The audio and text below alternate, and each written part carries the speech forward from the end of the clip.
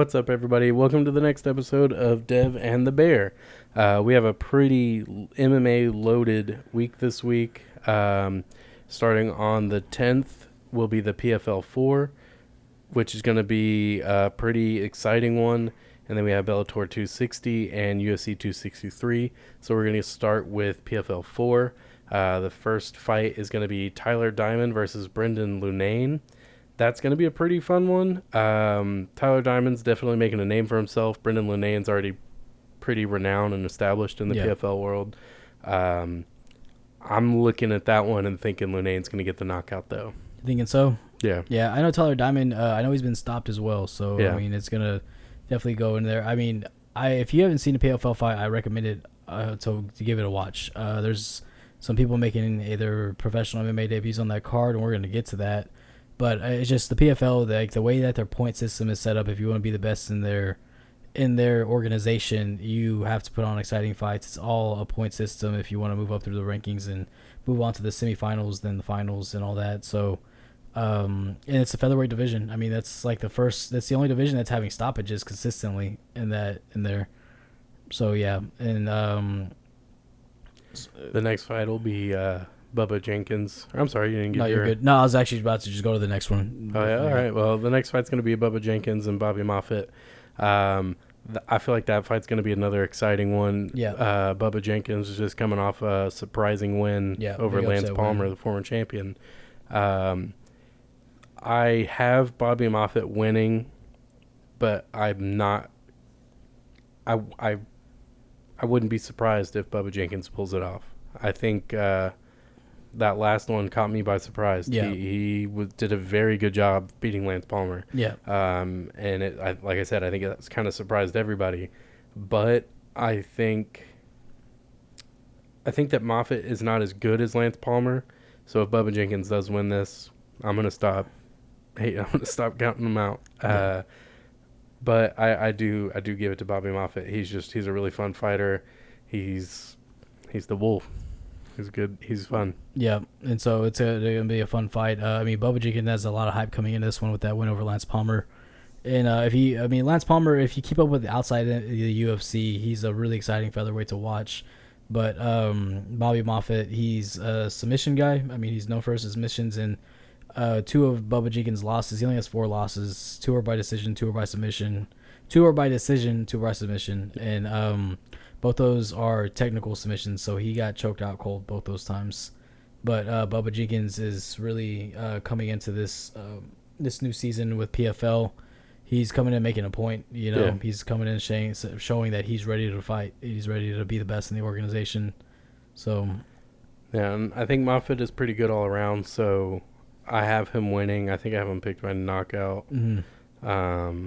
But I wouldn't be surprised if he gets the submission win. Yeah.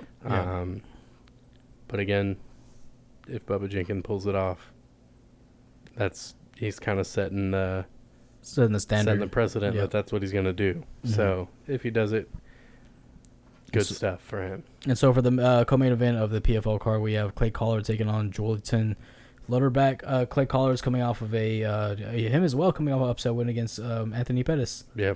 So which Anthony Pettis just pulled out of his fight. Yep. And so that's why this fight's taking place. Yeah. So you have, like you were saying, Clay Collard and Joelton Lutterbach. I have Clay Collard knockout in the first round. I'm such a big Clay Collard fan, though, so I'm probably very biased. I was a fan of him when he was in the UFC. Yeah. He's so fun to watch, whether it's on the ground or standing up. He's fun to watch. I think he's really good at getting the job done. So I think, not that Lutterbach's not at the same level as him. I think that Clay Collard just has more experience, and he's a bit used to fighting at a high level all the time. So I think he's going to get it done a little better than Lutterbach, and I think he's going to take care of it pretty early. Yeah, and what's called with Joelton Lutterbach, he's coming in. He actually is pretty experienced with the MMA circuit. He's 34-9. I would say he's not at the level that Clay Collard exactly, is at. And that's why I did specify. I want to specify on that because Clay Collard's been doing it at such a high level. His first fight in PFL was against Anthony Pettis, and they knew. I think they made that matchup because they knew that's the one that is going to grab the most attention because those guys are two of the best names in their division right now. Yeah, and the age factor does come in with Clay Collard as well. He's 28. You have Luderbach Luderbach. He is 34. So I mean I think that plays a little bit of a factor in it as well. But I mean Clay Collard's he fought in the UFC. He's been around before, but he, like you said, he's faced top competition the entire time. I mean, yeah. from him fighting in the UFC, I mean, even his run in the UFC, his first fight was against Max Holloway. Yeah, he's going to be used to high profile fights. He's used to a lot of pressure. He's used to it being all on him to get the job done because he's fighting the usually better guy. But now I think he's going to be the better guy, so he's going to be a bit more relaxed. Yeah. So I don't see that fight going to decision, to be honest with you. I don't either. A lot of the fights in that division went to decision, except for his and someone else's. I'm blanking on whose it was, but I think that fight is definitely not one that's going to go to decision. I don't see Clay Collard losing, but if he does, it's just going to make things more interesting. Excuse me. Sorry, they're actually both the same age. They're both 28. They're the same age? Okay. Yeah. And so, I especially with Luderbach, he is 34-9. He has 12 wins by TKO, 12 wins by submission, and 10 by decision. So, and you look at Clay Collard just as well. Like he also has a lot of stoppage wins. He doesn't really go to decision. Didn't do anything. Yeah, I mean, so I think that says a lot about what's going to happen with that. I mean, he goes to decisions, but he's looking to go out there. I think it's going to be probably the best fight on that card for the main card. So I think they're both going to put on a really good show. But for the main event is what I was mentioning earlier. Somebody making their pro MMA debut. Claressa Shields will be taking on Brittany Elkin. And I'm excited to see this. I mean, we're actually seeing a boxer who took the time out of her life, what she was good at. She's known as the best female boxer of all time. Several weight class champion. Yeah. Several organization champion. She's got several belts to her name. She's known to have a ton of power, great speed, great ability to finish fights, and look very technically sound doing it. Yeah. And so, I mean, she's a great fighter, just a great boxer. So it's just going to raise a question. She's training with Jackson Wink, which is a world-renowned gym. But is she going to be able to go in there and fight in an MMA fight? Of course, every fight starts on the feet. That's how it starts. And so it's just with the time and effort that she's put into transitioning into pro MMA, which I think she's going about it right. She's fighting for she's fighting a bit in a bigger organization, but it's not the best of the best. She's easing into it. So we're just gonna see what she does whenever she goes in there to fight Brittany Elkin. If you ever want to look up clips on Claressa Shields, I highly recommend it, just because she's gonna go in there and she has phenomenal boxing. Yeah. So with Brittany Elkin, though, it's like I feel like they kind of gave her Brittany Elkin because it's like, okay, we just want to test the waters, but also just because they want her to win. You don't want the best female boxer of all time to come in here and lose. Yeah. But I think Brittany Elkin she's a good fighter. She's very well rounded. I don't think she's particularly good in any specific aspect of the sport. Yeah. But I think that's the kind of it doesn't really matter. A well-rounded fighter is kind of a dangerous threat to Claressa Shields. Yeah. If she can't handle leg kicks and ground game or any type of clinch work, then she's in for a long night. Yeah. And I do think it being her first MMA fight, not sparring match, not, I understand she's put a lot of work into it, but I'm going to be a bit of a critic. And I can't give her the benefit of the doubt just because MMA is a different animal than boxing. Yeah, for sure. So I think Elkin goes in and gets a submission win. I don't know, man. I really feel like Claressa's gonna do what she has to do to go in there. I really think Claressa's probably gonna knock her out. I don't see it going to decision, honestly, with either of these fighters. If it goes to decision, it's probably gonna be a boring fight, honestly. That's what I'm saying. I think Shields would be in for a long night if she can't handle clinch work, because then Elkin's just going to hold her up against the cage, hold her on the ground, pummel her, tire her out. Because we've seen it before where boxers come over to MMA and they're like, I can handle the clinch, I can handle boxing, but they can't. It's very different. It's just like when MMA fighters go to boxing, it's the same exact thing. Oh, I can box, and then you find out you can't box. You can't box. You have good hands, but you can't box. Yeah. because boxing is different. You have to stand differently. You have to react to things differently. Yeah, you have to throw punches very differently as well. And in MMA, when you're in a clinch in boxing, you got to look out for some punches. But in MMA, you have to look out for takedowns. You have to look out for sweeps. So you got to watch their feet. Yeah. You got to look out for knees, punches, elbows. If you don't want them to clinch with you, you do want to separate. Yeah. But you also don't want to separate if they're ready to throw an elbow on separation, because I think that's becoming a very popular thing to do right now. Everybody's finding success on separation elbows. As soon as you create space, you throw an elbow. Leon Edwards is really good at it. Yeah. Yeah. We saw it with Prochazka and Reyes. They were both doing it. Yeah. So Shields, being someone who's not used to seeing something like that, I think she's very susceptible to it. So, again, if she can't handle clinch work, if she can't handle ground work or leg kick, she's in for a really long night. And I could totally see it go into decision for Elkin. But I think if Elkin gets it down to the ground, no matter how much practice and training Shields has done in the gym, it's your first fight. The first time you're going to be trying to defend these submissions for real. Yeah. She's going to have to really put all that training into effect right then and there, and I don't think that she can. But it kind of raises the question for Brittany Elkin, though. Like, is she going to be able to actually get her down? Is she actually going to be able to submit her? You know, because she's 3-6, and 2 of those are by TKO. 1 is by decision, and all of her losses, 3 of her losses are by submission. You know, so it kind of is like, okay, is she going to? What is she? She's going to have to take her down. She's not going to want to stand up with her. Yeah, and yes, that absolutely needs to be her game plan, because if anyone can go make a pro MMA debut and get a great knockout win after being a boxer, it's Claressa Shields. Yeah, she's super athletic. I mean, I think she can definitely get the job done. So, moving on to Friday, we'll be watching the Bellator 260 card. And here are a couple names if you keep up with the circuit outside of the UFC. Nick Newell will be making his Bellator debut. And so that's a pretty big deal as well. If you don't know who Nick Newell is, he is a MMA fighter. He was born with pretty much just half of his left arm, right? Yeah. There's a name for it, and we're just too dumb. Yeah, pretty much. he was born with a arm that just never really grew. Even when he was a kid, like there's baby pictures of him, it just never fully extended out. But he didn't let it stop him, and he was born with congenital amputation. Yeah, and so. Yeah, I'm really happy to see him on a major promotion like Bellator. Yeah. Because he had been going around winning fights everywhere he went, and it's crazy to see him fight because he's gotten. I'm an idiot. He's not against Bellator. He's been on Bellator, right? Yeah. That's what I thought.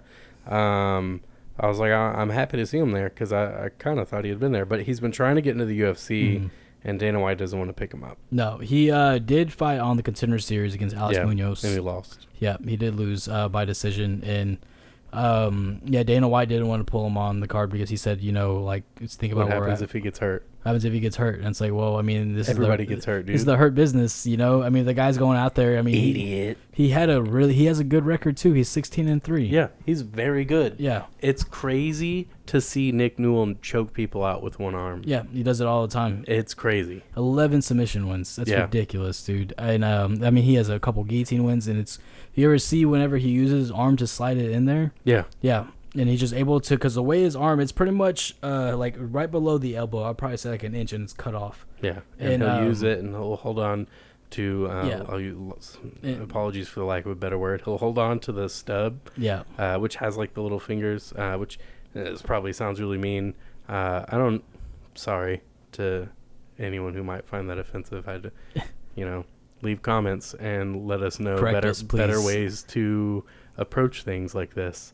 But yeah, the way that he goes in there and he'll like you were saying, he'll use that other arm to sink in a choke, and he's so good at it. And he'll like he'll use his right hand to kind of pull his elbow up, and it's just like it's like a one-arm guillotine almost.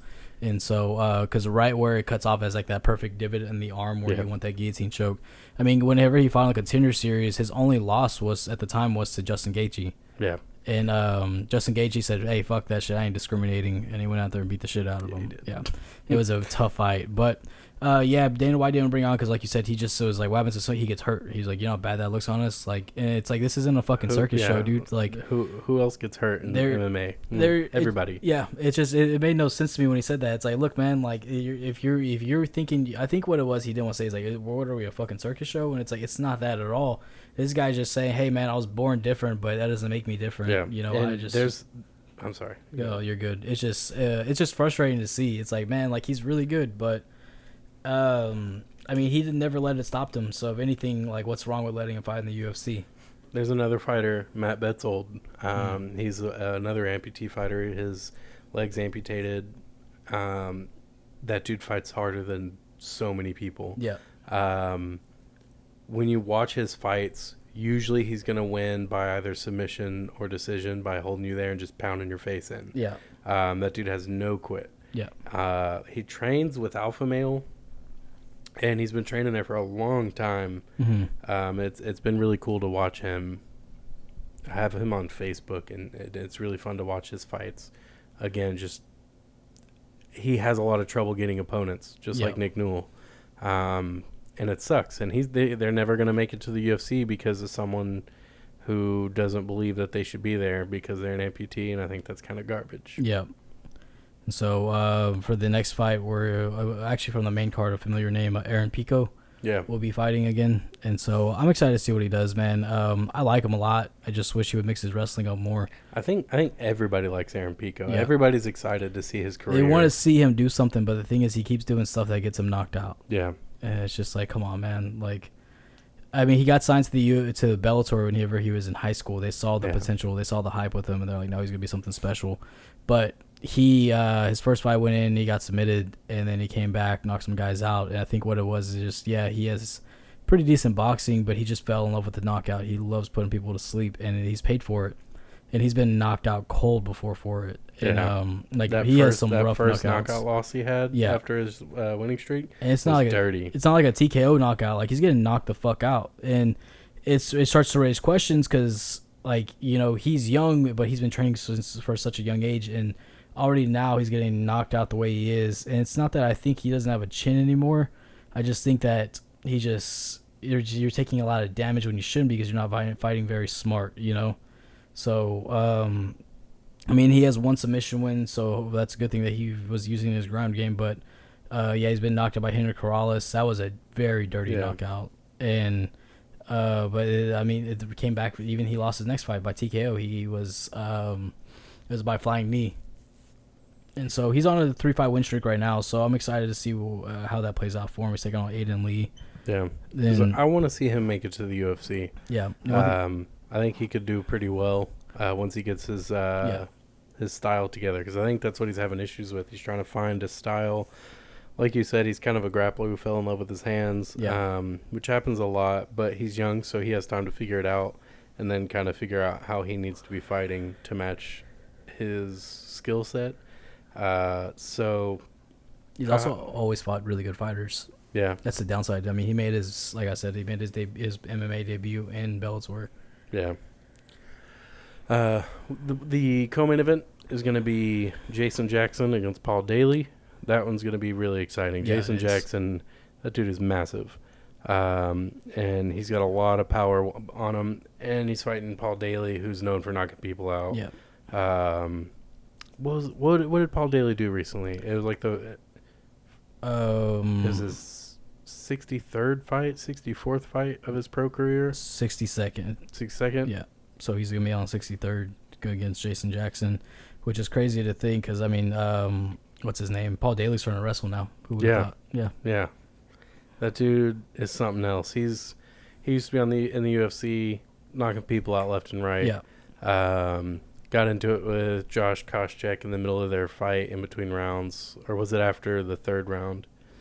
It's after the third round. After the third round. Yeah, the fight had ended, and he sucker punched Josh Koscheck. Ran up behind him and punched him in the face. Josh Koscheck knew it was coming, too. Yeah, he did. He had been running his mouth. He took him down and talked shit to him the whole fight and put on a really boring fight.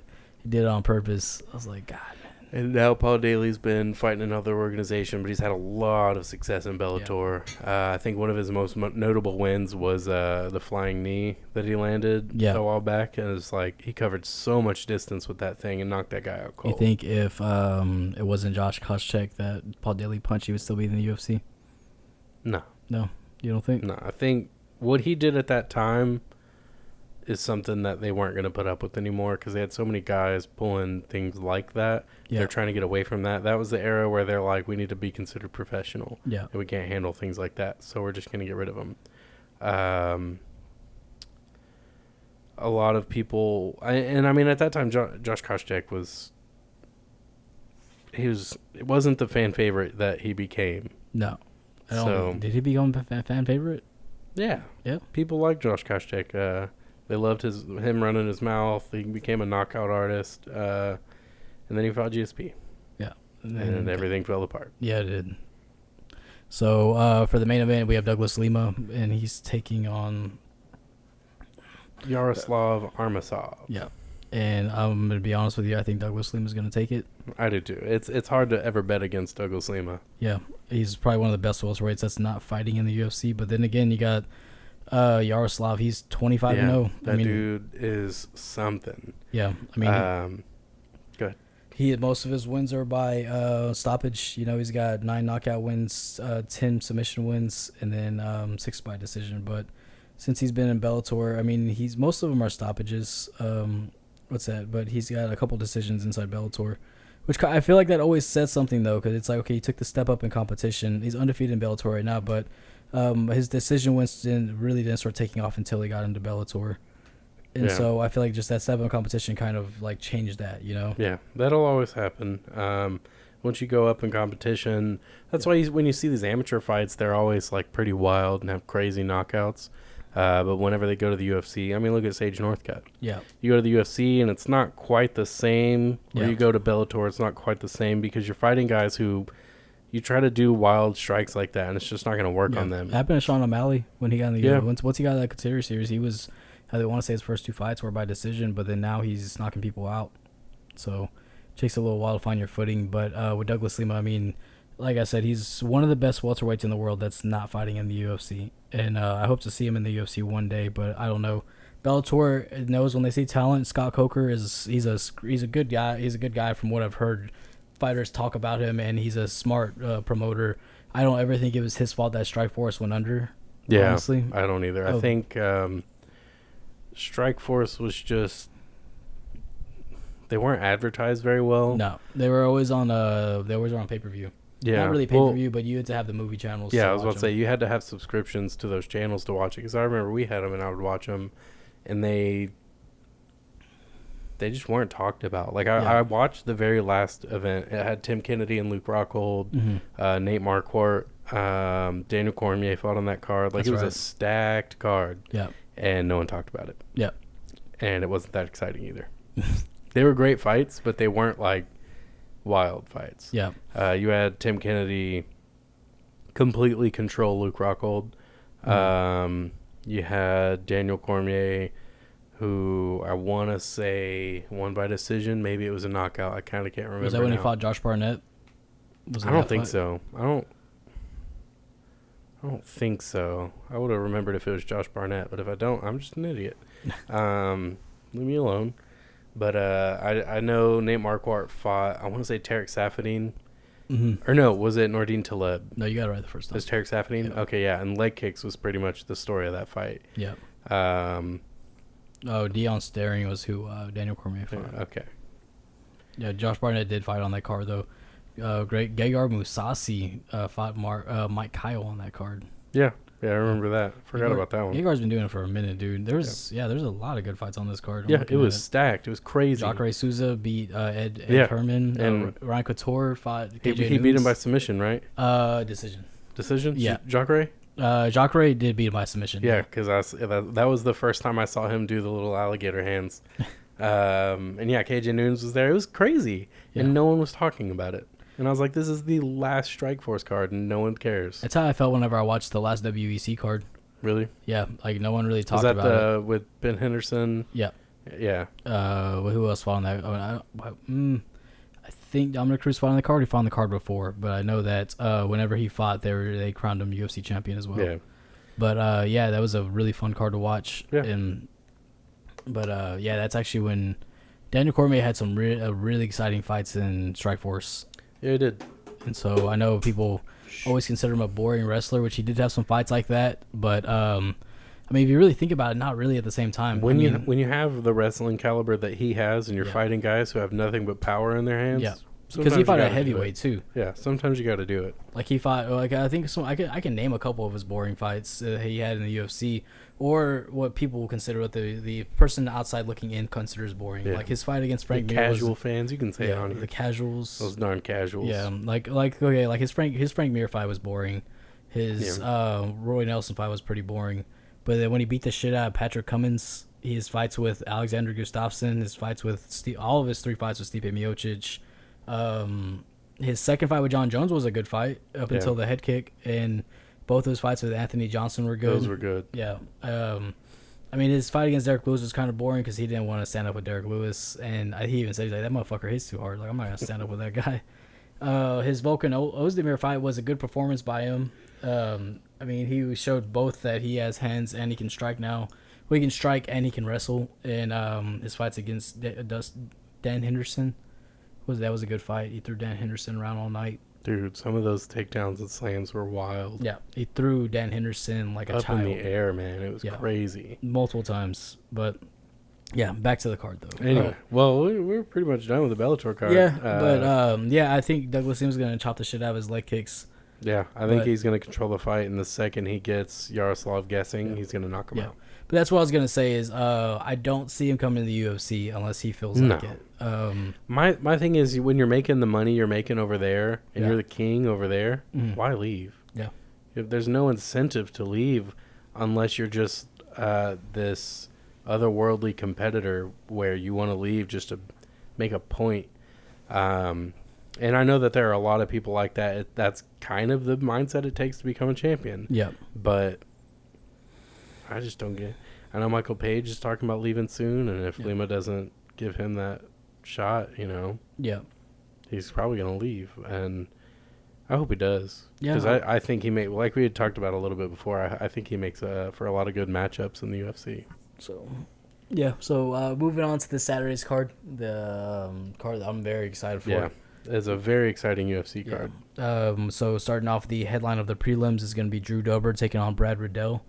Drew Dober's been around since 2013 in the UFC. He's an exciting fighter. I mean, he likes to go out there and he grinds. He just likes to fight. Then you have Brad Riddell. He's a training partner with Israel Adesanya. He trains with their City Kickboxing, and he has great stand-up.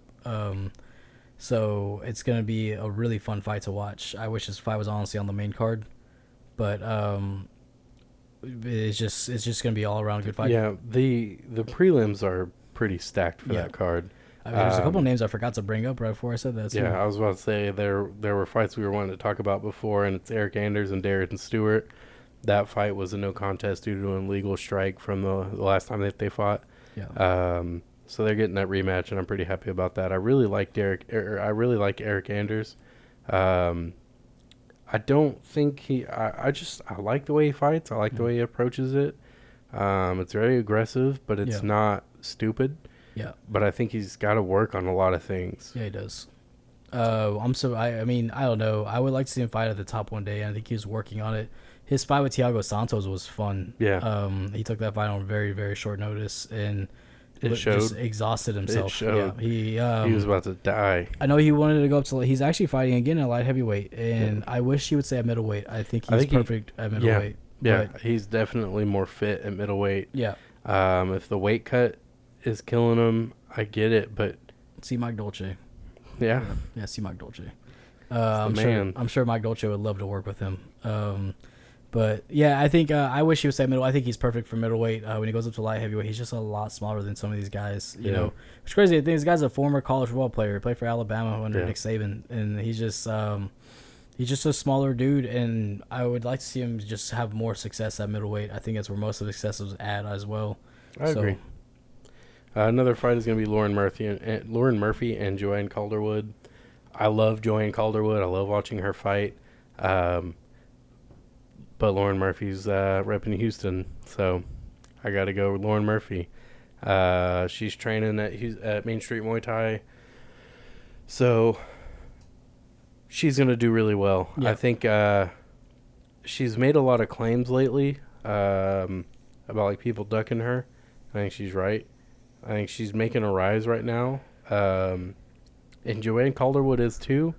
Both of them feel that they should be given a title shot if they win, but they're going to keep working if they don't. Yeah. So it sucks right now to be a female fighter because the champions are all so freaking good. Yeah. But I think win this fight and win another one, and then you'll probably get it. Joanne Calderwood especially, because I think she's been on a longer win streak than Lauren Murphy. Maybe I'm wrong. But either way, I think that one's going to be a really fun fight. That might be fight of the night. I wouldn't be surprised. Yeah, both those girls just love to fight, man. And I think they're going to go in there. They're going to do just that. So, we've only seen Lauren Murphy lose once in her last 5. Yeah, and so that was against Cjara Eubanks, who... I don't know, man. She had a big surge and then stopped. Yeah. I think what it is with her, she doesn't like cutting weight. She's just too big. I think she's at bantamweight now. I think it's her best bet. But yeah, man, I think that's going to be one of the best fights on the card. But, I mean, it's hard because this whole card's super exciting. The early prelims is going to have Chase Hooper, Alexis Davis, and Jake Collier. Those are some really fun fights to watch. I'm excited for Chase Hooper's career. Yeah. Like, he's like 20, 21? Something like that. Yeah. He's learning how to stand up now. Yeah. Yeah. He's so fun to watch. I think he's very talented as a wrestler. And he's just a funny dude. Yeah. Super goofy. Ben Askren's son. Yeah. So what's it called? Yeah, he's just a fun guy to watch. But yeah, so the Drew Dober versus Brad Riddell fight. I don't know how this fight goes down. I think Brad Riddell just has the better stand-up for him. Yeah. I think so too.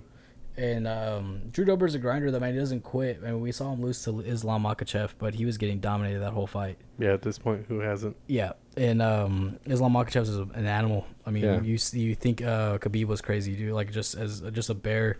You go watch Islam Makhachev. That's his cousin. Imagine Khabib with good stand-up, So that's imagine. Yeah.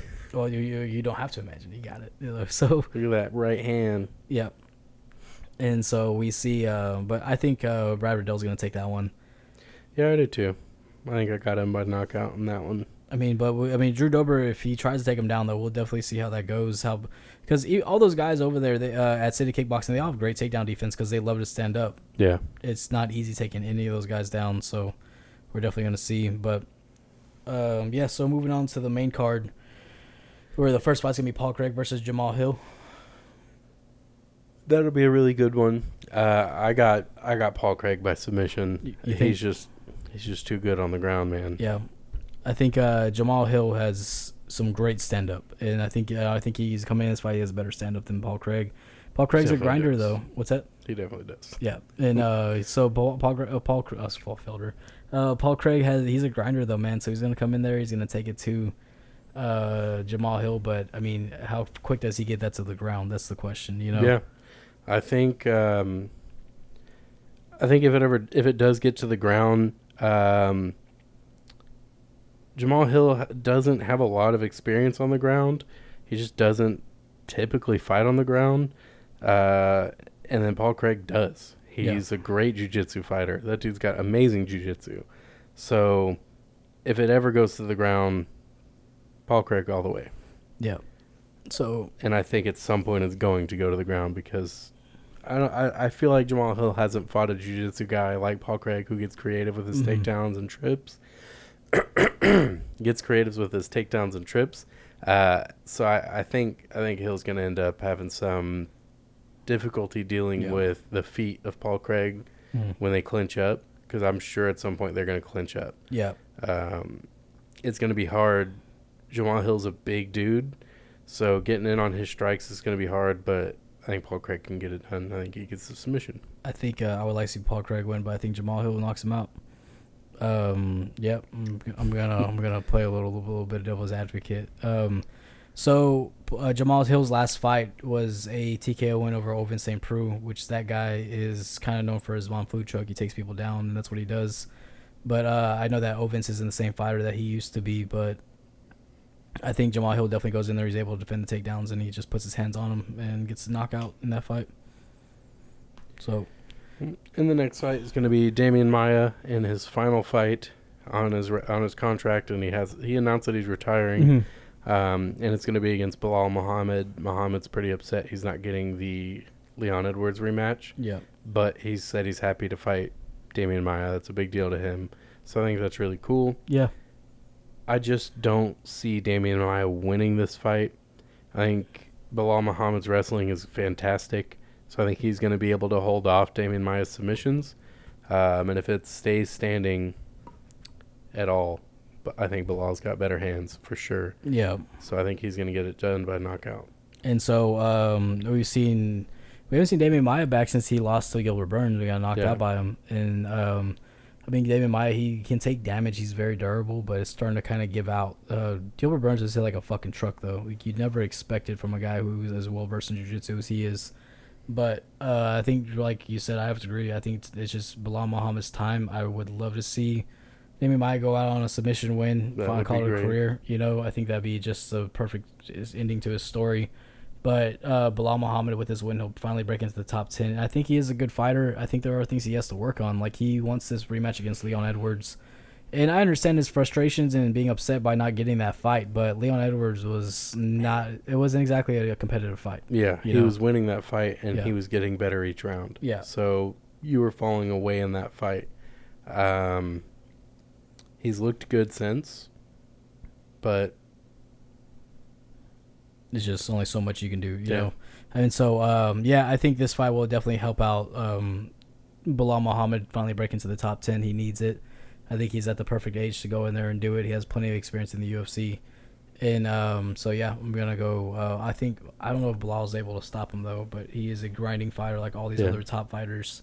But, I'm going to go probably Bilal Muhammad by decision. The next fight's going to be the Leon Edwards and Nate Diaz fight. That one, I've expressed my thoughts about it several times. So hopefully we actually get to see it this time. I don't see Nate Diaz having the advantage in this fight. If he does anywhere, I think it'd be on the ground. Yeah. But I don't see either of these guys going for a takedown. No, I see them standing up the entire fight unless Leon Edwards wants to take it to the ground. Yeah, just to throw it Diaz off, keep him guessing, try to get him to have his hands low.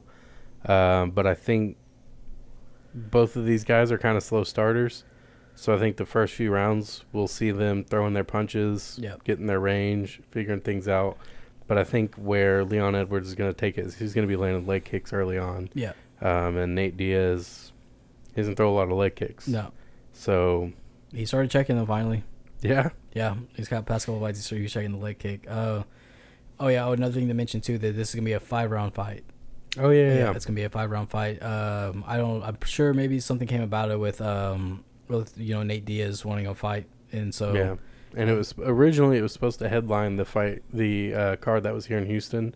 Yeah. That didn't go through, and then they added the Michael Chandler and Charles Oliveira fight. Yeah. So I don't know if they're just saying, hey, we promised you guys a big fight. We're going to give you one. I don't know what the deal is with it. It was the co-main on that card, and they were going to make it 5 rounds. So just because it's Nate Diaz, that's why they want to do it. I'm sure that Leon Edwards agreed to it because he was already preparing for a 5-round fight and never got to have it. Well, like I said, it was supposed to be the main event for that card, and then they added the Charles Oliveira one, so they got like bumped down. Yeah. And then the whole fight got scrapped because Leon Edwards, right? Nate Diaz had a back injury. Oh, that's right. The first time he had ever been injured in his entire career, or the first time he ever pulled out. So I think that depending on like how severe the injury was too, Nate Diaz has gone into fights with blown knees, knee injuries, and stuff like that. Like, he's known for still fighting injured because he doesn't like to stop. So I don't know how severe that back injury must have been for him to say, "Hey, I can't make that fight." Yeah. But I think Leon Edwards is just going to go in there and put on a technical match against him. He's not going to play into Nate Diaz's brawling style. I think Leon Edwards is just too smart and too athletic to do something like that. I think it's just going to be more of a chess match by Leon Edwards, but I think Nate Diaz is going to have his moments where he makes it into a fight. But I don't see him it's weird saying it, but I don't see him gassing out Leon Edwards, and that's what he does. Is he tires Yeah. out fighters. I think Leon Edwards showed in his fight against Bilal Muhammad, why he's top 3 in the division or top 5. So I think Leon Edwards is gonna go. I think he stops him, honestly. Yeah. And that was one of Nate Diaz's things, was that he was so durable. Yeah. But we've seen him getting stopped Yeah. lately. Yeah. The first one was Josh Thompson with that head kick. And since then, he's been stopped like twice. I know one was a doctor stoppage. Oh, yeah, maybe I'm thinking of that, too. Yeah. But we'll see. It'll be a really good fight. I know that much. And then after that, we got the rematch of Davison Figueiredo and Brandon Moreno. I'm pretty upset that no one's talking about this fight.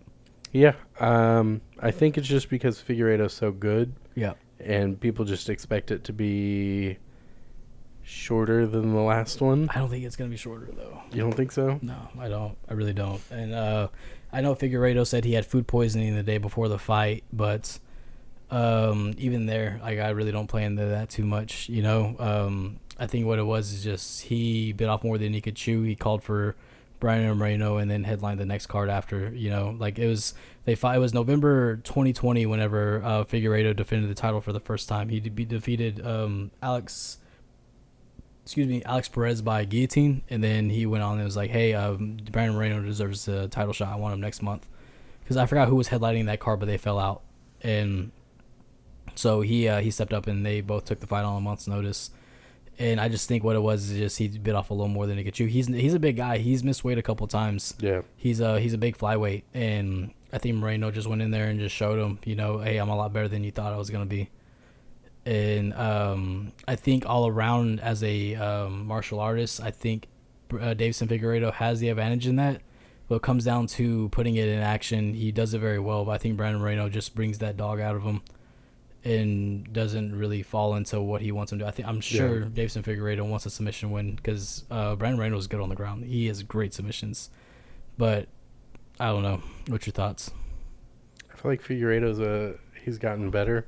He gets better every single fight. Yeah. Having a close fight is just going to make him better because he's going to learn a lot from it. And he's shown that he is the kind of fighter who will learn a lot from adversity. Yeah. So I think stacking odds against himself by having such a short turnaround against someone like Brandon Moreno, I think Figueiredo is going to look a lot better this time. So I do kind of go with the general view of how that prediction of that fight. I think Figueiredo is going to finish it a little earlier. I just think he's going to be more prepared this time. I don't think he was prepared last time. I don't really give a crap if he says he has food poisoning or not. Maybe he did, maybe he didn't.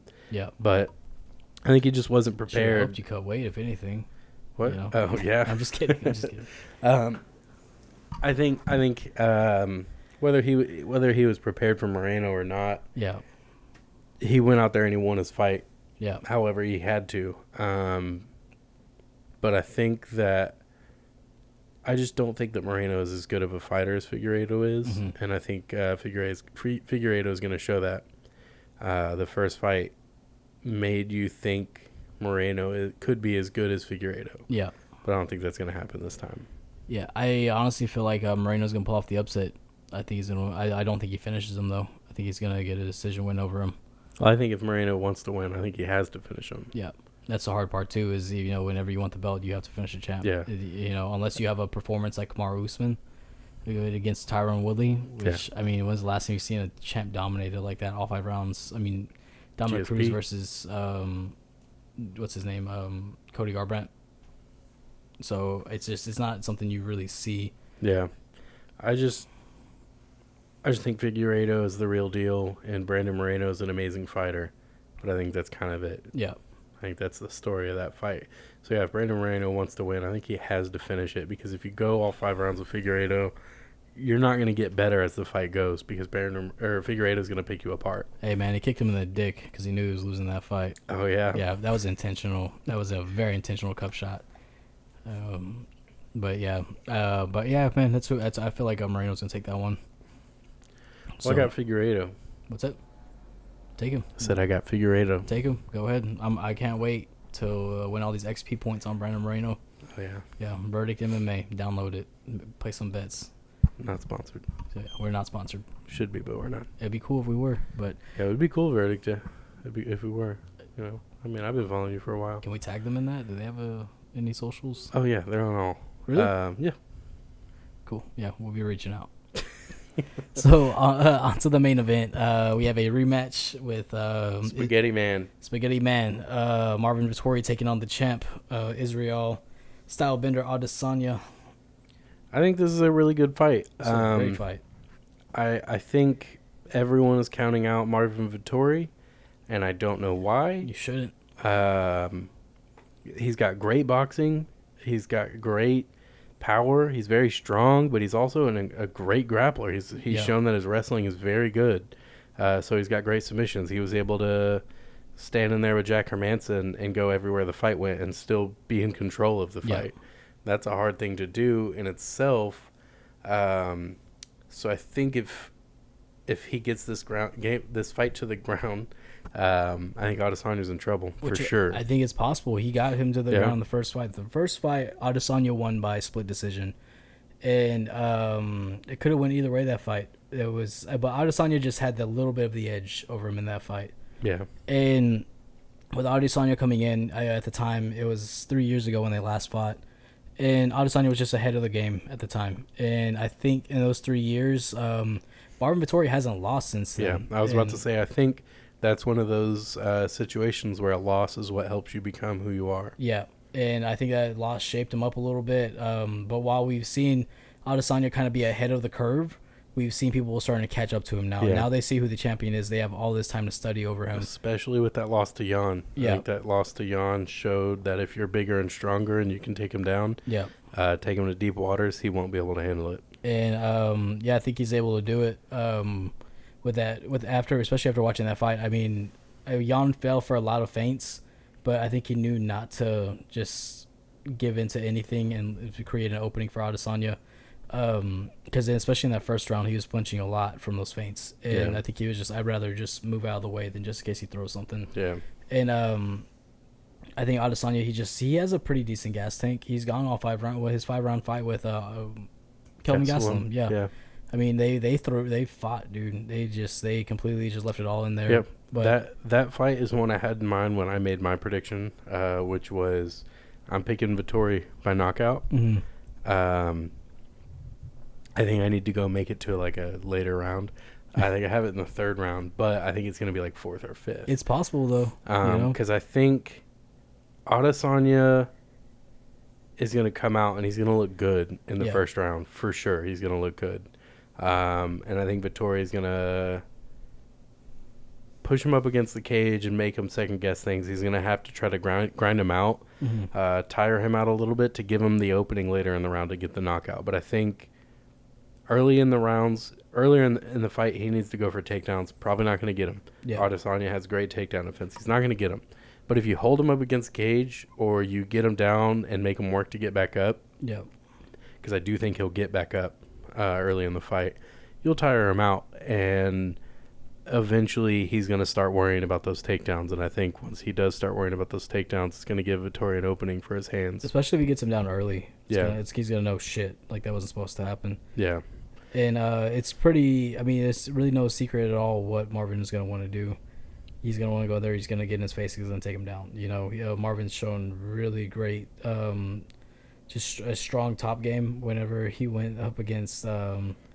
Yeah. I mean, he was able to keep Holland down the whole time. And it's the same exact body type. So if anything, I'm not surprised he beat Kevin Holland at all. But if anything, that probably helped to give him some more kind of experience going into this Adesanya fight, because Adesanya and Holland are built the same, very long, kind of skinny, long fighters, and I'm sure Adesanya's gonna be a lot harder to take down than Kevin Holland. I think Adesanya uses his range better than Holland does, just because of his striking style. I feel like he's a little bit more dynamic than Kevin Holland, for sure.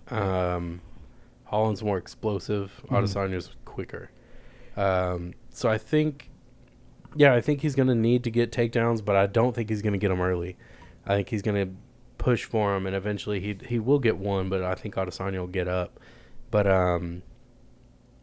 like I said, I think he's gonna have to grind him out and get Adesanya guessing, or second guessing himself whenever he's throwing those takedowns, and I think he's gonna end up knocking him out with his hands. Yeah, it's gonna. I don't think he knocks him out. Honestly, I'm gonna go with the underdog though. I'll be honest. I don't think he knocks him out either, but that's what I'm hoping. I feel like honestly, man, like it's just one of those things where it's like Adesanya has shown he's untouchable, but like we said, just that Jan fight just showed a lot of things that it's like, okay, those things are susceptible, you know. Well, that's why I say that I kept the Kelvin Gastelum fight in mind. I don't know why no one ever. He is not untouchable. Yeah, I don't know why no one ever talks about that or uses the kind of. He got hit a lot. No one ever uses what Kelvin Gastelum did in that fight against him. Yeah. You know, guys go in there like fucking Paulo Costa. He went in there and he just got beat up. And you have to take the fight to him. It's just like with Anderson. People tried to take it to him while being kind of distanced. Yeah. Like, no, you got to get up in there and beat him. Like, who did a great job at that? Chael Sonnen did a good job at it? Chael Sonnen, Chris Weidman. Chris Weidman, yeah. I think Uriah Hall. I was also say Uriah Faber. Good old Faber, the middleweight. Yeah. Yeah, he was it's big. It's that fucking chin, bro. That shit's double cheeked up. Like. But yeah, I think Vettori. I think people are underestimating his hands. Yeah. I think I might be. Like I said, I don't think he's gonna go in there and get the knockout. Yeah. I don't. But even though I just said this whole explanation as to how I think it's gonna go down, I do think that's what can happen, and if it's gonna happen, that's how it's going to happen. Yeah. I feel like people are underestimating his hands for sure. I feel like also though with Marvin, he fights with his hands low and his chin high a lot. Yeah, you know, that's true. He goes in there swinging like that, and that's for somebody like Adesanya. He doesn't like Adesanya very much, and I mean, he's good at not getting too emotional in the fights. I think what it is, he just knows if I play it smart, I can just let it all out right now. Yeah. And but yeah, I think he goes in there and it's hard because I could see Adesanya knocking him out by him pushing forward. You know, like pretty much. Like almost like a double punch that he does when he pushes forward towards him, and it's one of those things where it's hard not to picture it, just like with Conor McGregor. Yeah, or Anderson Silva. It's hard not to picture it because we've seen it time and time again. Yeah. That it's so easy to picture it, especially like whenever you have like his knockout against Derek Brunson. Yeah, because Derek Brunson was going for a takedown and he caught a knee right to the face. And that's what I'm saying. I think Vittori's gonna have to. He's going to have to not try to get the takedowns, but he's going to have to get him up against the cage and tire him out. And then eventually he'll get one, like I said. And I think the second you get that one, then you'll start having him guessing. And Yeah. So, but yeah, man, I don't know. I mean, I'm expecting Adesanya to win, but my pick, though, is going to be Vettori by submission. Probably like... I like that pick. Second round. I don't think it's going to be second round, man. I mean, it could be, but... Yeah. I just feel like that's going to be a late one. Nah, I'm going second round, man. I think he just, he'll still be kind of dry. He'll go in there and get what's it called? I'm going to say probably rear naked choke. Rear naked? Yeah. Dang. Choke. How bad do you think Adesanya is on the ground? What's that? How bad do you think Adesanya is on the ground? Not bad at all. I just think Marvin Vettori is better on the ground than him. Well, I do too, but rear naked? You think Adesanya gives him his back? Yep. I don't know, man. He doesn't train with those Russian gangsters, bro. Those Russian gangsters don't give up their fucking back. They don't. You ever watch them get up? I don't know, man. That shit's crazy. I feel like Adesanya's better than that.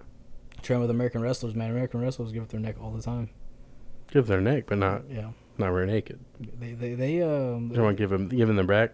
Yeah, they give their back. Oh, I thought you said neck. That too. Oh, no homo, but yeah.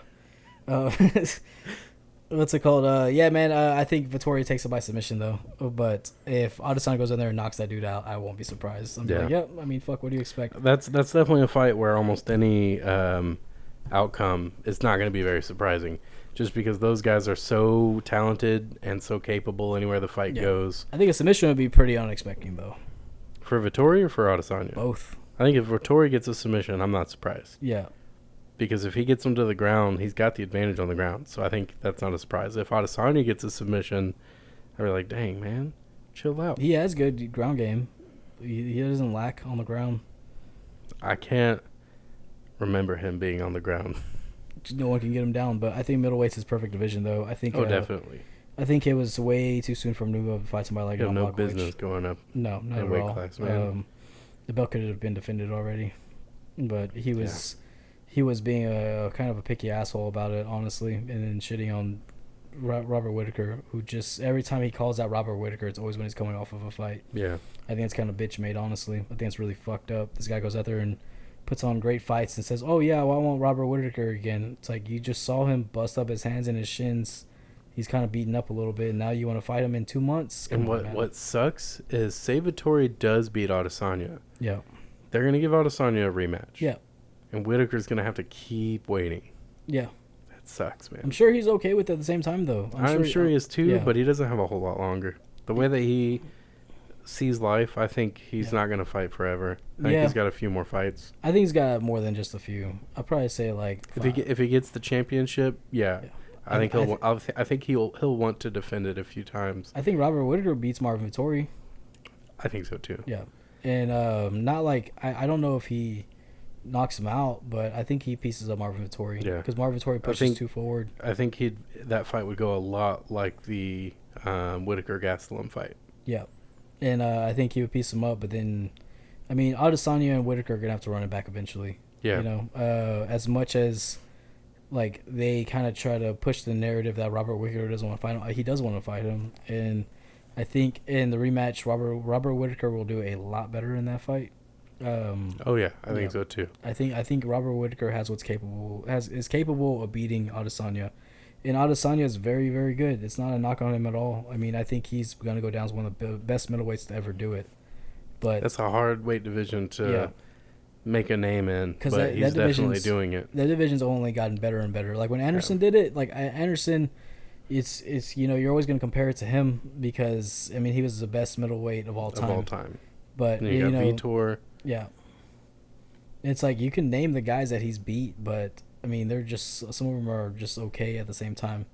When he beat Travis Lutter was good, but I mean Anderson's supposed to beat him, you know. It's just like you have there. Think about all the talented guys that were in middleweight. Yeah. Who were real good, but because of the champion, because of the top couple of guys, there's just nothing they could do about it. Patrick Cote. Patrick Cote was great. Yeah. But he's just too one-dimensional. He looked amateur against Anderson. Yeah. I mean, it's kind of like with Demetrius Johnson. You know, it's like, you know, you look at his win streak, people call him the greatest of all time, but look at who he fought. Well, I'm not saying it's a knock on who he fought. Yeah, I'm saying those were the best people at he the time. Could have been fighting. And that's what I'm saying. It's but exactly they themselves are so good. They make them look not good. Yeah. So when you look at those guys and think, well, look who he fought. They weren't that good. It's not that they weren't that good. It's that he made them look that bad that you thought they weren't good. Yeah. And like I mean, it's the same thing with like I was saying with Demetrius Johnson. Like whenever he fought, everyone was like, "Who is this guy? Who's he fighting?" It's like they're good fighters. He's just good. They're the best there is right now. Yeah. He's just better. And I think the flyweight division is kind of, since he's left, it's taken a completely different turn. It's gotten much better since he left. Yeah. Yeah. And there's actual like fights. People want to tune in to watch. Yeah, I think flyweight was just such a new division. They didn't have guys who knew how to be in flyweight yet. But now they're finding more natural flyweights because before they had a bunch of guys who had to move down. Yeah. Like Ian McCall, Demetrius Johnson, John Dotson. They had just moved down, so I think now people have kind of figured out how to be a flyweight. Yeah. Well, Ian McCall was always a flyweight. He did fight a bantamweight for a little bit, but coming in, he was kind of supposed to be. Everyone thought he was gonna be champion. And he almost was. He almost was. He yeah. Almost technically was. Was supposed to be. He won. They read the scorecards completely wrong, and they're supposed to be a third round. But yeah, then after he came in, and I think that's when Demetrius Johnson started training full time. Was after that fight, and after they just got this crap beat out. But I think with Ian McCall, like his story of cutting down to flyweight when he kept trying to do it was pretty scary. Yeah, he would not stop having seizures once he was finally make 125. I just think his body just couldn't do that cut anymore, and it just happens, you know, and. He had a lot of health issues, and I think he finally retired though. But yeah, he was supposed to be like the face of the flyweight division, and it didn't work out. What a face that would have been too. Yeah, Uncle Creepy with the weird mustache. Yeah, with that curly Q mustache. So he was great. He was, man. I wish he would have had a more successful run in the UFC. So, but yeah, that'll be the UFC 263 card. Like we said, PFL is going to be exciting, Bellator is going to be exciting, and UFC is going to be exciting. As far as news that's gone around, Alistair Overeem has signed with Glory Kickboxing, so he's going back to his kickboxing roots. I think he's going to do really well. I think that's a perfect move for him. Yeah. If you're not going to retire, go to kickboxing again. And it puts it in the fight where he's best known at. I mean, the guy's a Dutch kickboxer, right? Yeah. Yeah. And so, I mean, he's a Dutch kickboxer. They're very well known for their kickboxing over there. And it's just going to make him more comfortable. It's like, okay, now I can kind of do what I want to do. I start juicing again. Eating horse meat again. So I don't know. I'm pretty sure Glory's pretty strict about their drug tests, but I don't know. We'll see. Sometimes, man. I don't know, man. They have some people who looking pretty yoked. Yeah. So we're going to see Overeem come back. I swear if he talks about coming back to the fucking UFC again, I'm going to be like, nah, dude. He won't. Dana White wouldn't let that happen. Yeah, because he's going to see him and be like, that motherfucker probably has testosterone of a young bull. Like, no, he's not doing that shit. So, but yeah, man, I think it's best. If he wants to keep competing, that's probably going to be his best bet is fighting over there. And I don't know if he can withstand some of the things he's going to be doing over there. But then again, it's like, if he can do it, then do it, you know? Yeah. I wish he would retire. Every time he gets knocked out, they're very vicious knockouts. Like, I mean, I remember when he fought Ngannou, I thought Ngannou killed him. Dude, that one was rough. I legitimately, like, you can ask Jake. I looked at Jake, I was like, he's fucking dead. Like, he killed him. Like there's no way the head looks doesn't like he broke his neck, man. Yeah, I was like, there's no way your neck just, like, bends back that fucking far. Well, it does. But it's not supposed to. Old 80s movies made us think that it doesn't. Yeah. Old 80s movies made us think you can go up behind someone and twist their head real quick. Steve Cronenberg fucking taught me wrong, but yeah, man. So we're just gonna hopefully if it doesn't work out for him though, I think it's just time to call it a career. I think he will. He'll probably stay on at a gym at his gym. I wouldn't want to join that fucking guy. I heard he's an asshole. Yeah, well, he'll just push you, man. Guarantee you, no, fuck that. No, yeah, he's known to go pretty hard, but and I'm sure once he retires, he'll be back on TRT. Overeem. He'll probably be back on TRT, guaranteed if he retires. I don't know if he's not competing. I don't think he would. Well, I mean, he's got a dad bod now, so just hanging out now. His dad bod's a different kind of dad bod. Well, he's like 6'5". I'm sure it is. Like, he's a pro fighter. He's still in good shape. He can still go. He just don't have those traps. No, he doesn't have the traps anymore. But yeah. Oh, one of the things I was going to talk about, though, was Nate Diaz has always been pretty susceptible to elbows. And Leon Edwards has a really good elbow off the break. Yeah. Anytime you ever clutch up a break with him, I mean, I think it's going to be a pretty bloody fight. So I'm hoping so. Yeah. It's going to be a good fight. But yeah, so more news. Our buddy Carlos Nava making his pro boxing debut this Saturday. Yep, over in Galveston. We had him on the show last week, or the week before. We had him on the show. We're really excited to get to see his pro debut. His opponent's 0-1, like he had said. Yeah, Roberto Pena. And we're definitely hoping he's going to go in there and get the knockout. He'll be an early fight on the card. So general admission is like $38. Everybody can go get a ticket. Check him out. June 12th in Galveston. LT Gray. Do it. Yeah. And yeah, man, I'm excited to finally see him fight. I've seen one of his amateur fights, and he has such good footwork. Yeah. Like, it's crazy, man. His footwork is great. His hand speed is great. He brings a lot to the table as a boxer. And I think his idea of seeing it and trying to adapt all styles into one style, I think that's really cool. Yeah. It's almost like a martial artist mindset, you know? Yeah. So it's like he's just throwing it in there. He just wants to go in there, have a good time, and he's predicting a knockout for this fight. So I'm excited to see. This is my first fight watching him live, so I'm hoping we can go in there and see that. Yeah. And then we'll have the whole issue with Dana White and Paulo Costa. Dana White has now responded and kind of called out Paulo Costa. Told him if you wanted more money, should have started a YouTube channel when you were 13. So, yeah, man. I mean, I don't know if it was any other situation. Like, okay, look at Dana White and John Jones. John Jones says, I want more money. And you kind of can't deny him the more money because he's winning. Which is why it's why Dana White's not talking crap to John Jones. Yeah. He's just saying, like, dude, come on. Like, that's literally all he's doing. Yeah, just like, that's way too much money. Hey, man, come on. But What do you want from me? Isn't it some shit though that when Dana White says, well, he said he wants 30 million for a fight, and well, that's gonna be all the pay-per-view points, and it's like, well, you mean to tell me that it's gonna be all the pay-per-view points and all the fighters share that? It's like, wait a second, you mean like all those fighters on the card are splitting up 30 million? No, well, not 30. Oh, the pay-per-view points, however much they are. I don't know how much they are, but all the fighters are splitting that up. So if you have one guy who is a household name, people know who he is and is fighting on the card, or she is, and they split all that. That doesn't make sense to me, you know. Yeah. And but it's a whole different situation with Paulo Costa. Paulo Costa is coming off of his worst performance ever. Yeah. Against Adesanya, got completely outclassed, got beat up, got a little happy ending after that ass beating too, and as much as I like Jared Cannonier, yeah, he's fighting Jared Cannonier, yeah, not Israel Adesanya. So of course you're not going to make more money than when you fought the champ. Yeah. After a very great winning streak to get to the champ, you're not on a winning streak anymore. You have completely derailed all of the hype for yourself, and now you're demanding more money, which only makes you look worse in the moment. You're turning down fights against Jared Cannonier. It just doesn't look good. You're not going to get yourself more money this way.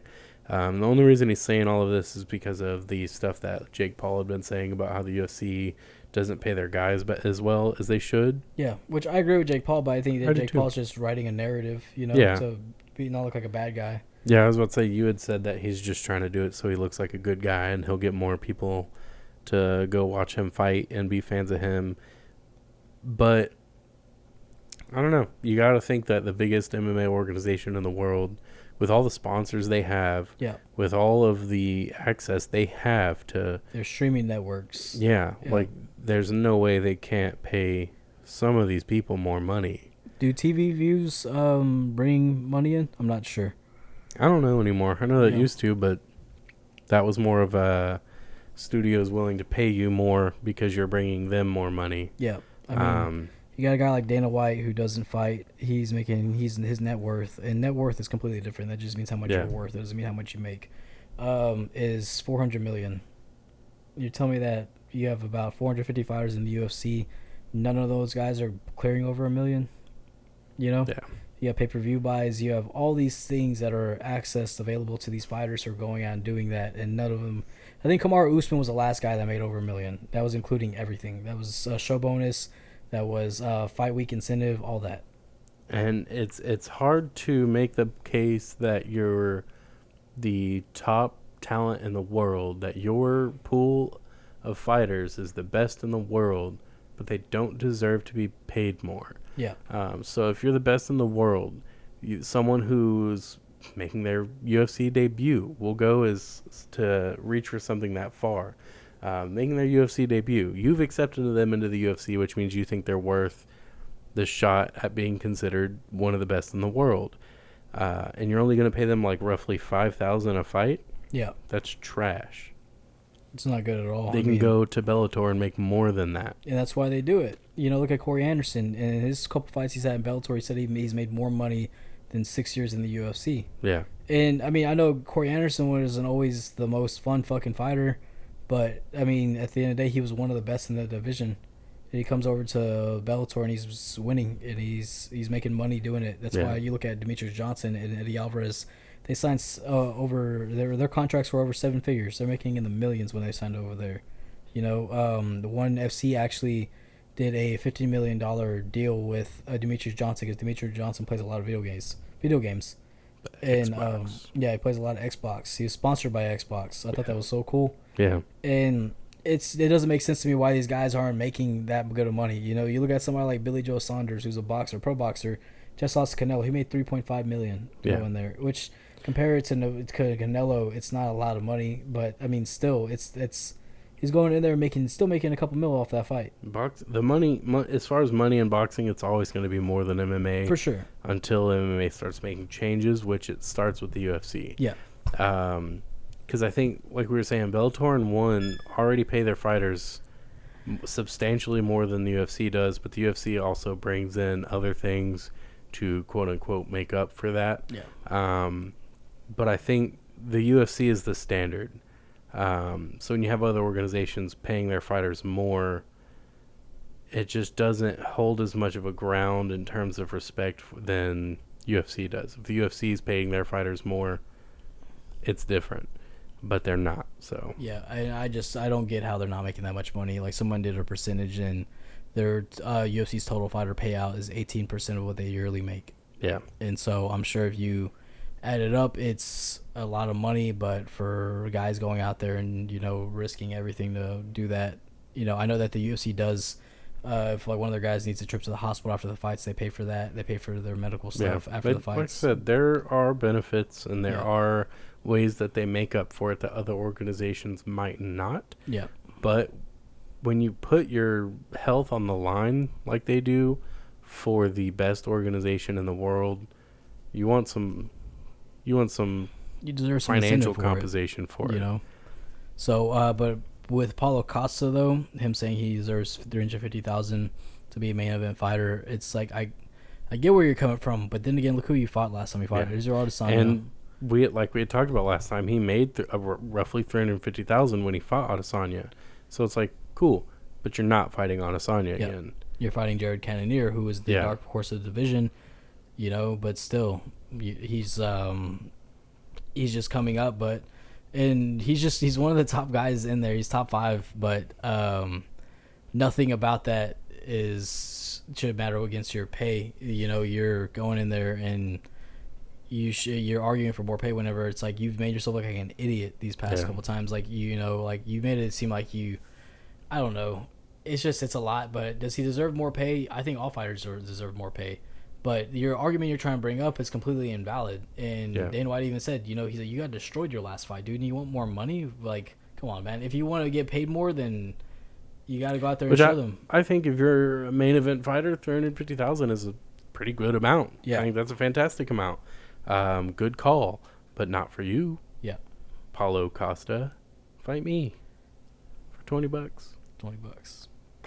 I'll do it for free. YouTube. Yeah. I'll charge $20. You'll charge me $20? No, Oh. I'll charge you $20 to fight Paulo Costa. I'm his manager. Okay. One quick bit before we go. Vitor Belfort is fighting. He's boxing the Real Tarzan on one of the next Triller cards. Yeah.